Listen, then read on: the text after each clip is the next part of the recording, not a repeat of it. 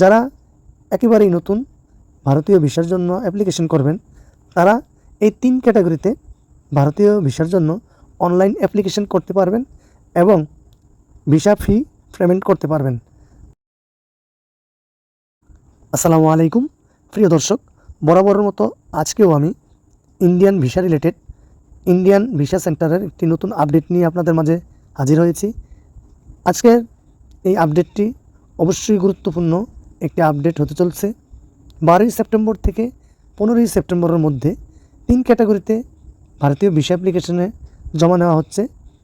যারা একেবারেই নতুন ভারতীয় ভিসার জন্য অ্যাপ্লিকেশন করবেন, তারা এই 3 ক্যাটাগরিতে ভারতীয় ভিসার জন্য অনলাইন অ্যাপ্লিকেশন করতে পারবেন এবং ভিসা ফি পেমেন্ট করতে পারবেন।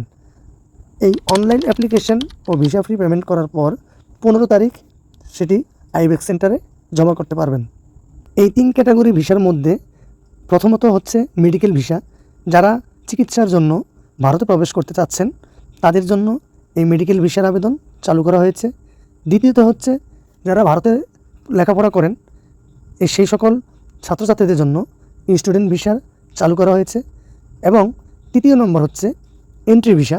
যারা বাংলাদেশে নেই এমন কোনো দেশের এম্বাসি ফেস করার জন্য ভারতে প্রবেশ করার প্রয়োজন, বা ভারতে অবস্থিত ওই সকল দেশের এম্বাসিতে আপনি ইন্টারভিউ দিতে যাচ্ছেন, সেজন্য এন্ট্রি ভিসার প্রয়োজন। এই 3 ক্যাটাগরিতে আপাতত 12ই সেপ্টেম্বর থেকে 15ই সেপ্টেম্বর পর্যন্ত অনলাইন অ্যাপ্লিকেশন জমা, পেমেন্ট জমা ও হার্ড কপি আইবেক্স সেন্টারে জমা নিচ্ছে। প্রিয় দর্শক, এই 3 ক্যাটাগরিতে ভারতীয় ভিসা অ্যাপ্লিকেশন করার জন্য আপনাকে অবশ্যই খেয়াল রাখতে হবে, মেডিকেল ভিসার ক্ষেত্রে সংশ্লিষ্ট মেডিকেল বা যেই ডাক্তারকে দেখাবেন সেই ডাক্তারের অ্যাপয়েন্টমেন্ট লেটার, স্টুডেন্ট ভিসার ক্ষেত্রে কলেজ কর্তৃক তাদের শিক্ষা কার্যক্রমের চালু হয়েছে মর্মে প্রত্যয়নপত্র, এবং এন্ট্রি ভিসার ক্ষেত্রে আপনি যে দেশের এম্বাসির ইন্টারভিউ দিতে যাচ্ছেন সেই এম্বাসি কর্তৃক আপনাকে দেওয়া ইনভাইটেশন লেটারের একটি কপি প্রদান করতে হবে। প্রিয় দর্শক, বাংলাদেশের রাজনৈতিক অস্থিতিশীলতার কারণে আগস্ট মাস থেকে বাংলাদেশে অবস্থিত ভারতীয় 16টি আইবেক্স সেন্টারে বিভিন্ন সময়ে বিভিন্ন ক্যাটাগরিতে তাদের কার্যক্রম নিয়ন্ত্রিত ছিল। কখনো সাময়িক বন্ধ, আবার কখনো সাময়িক চালু করা হয়েছিল। এই পর্যায়ে 12ই সেপ্টেম্বর থেকে 15ই সেপ্টেম্বর পর্যন্ত 3 ক্যাটাগরিতে ভিসা অ্যাপ্লিকেশন করার এবং পেমেন্ট জমা দেওয়ার যে সুযোগ দিয়েছে, অবশ্যই এই সময়ের মধ্যে আপনি ভারত প্রবেশ করতে চাইলে, নতুন করে ভিসা আবেদন করতে চাইলে আপনাকে অবশ্যই অ্যাপ্লিকেশন করতে হবে এবং পেমেন্টের টাকা জমাদান করতে হবে।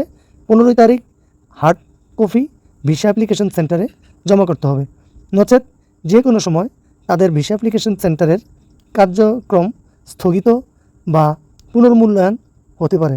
এক্ষেত্রে হয়তো আপনি ভিসা পাওয়ার ক্ষেত্রে সাময়িক বিড়ম্বনা বা যে কোনো জটিলতার সম্মুখীন হতে পারেন। তাই এই নির্দিষ্ট সময়সীমার মধ্যে আপনি আপনার ভিসা অ্যাপ্লিকেশন সহ যাবতীয় পদক্ষেপ গ্রহণ করুন, ভারতীয় ভিসার অধিকারী হন।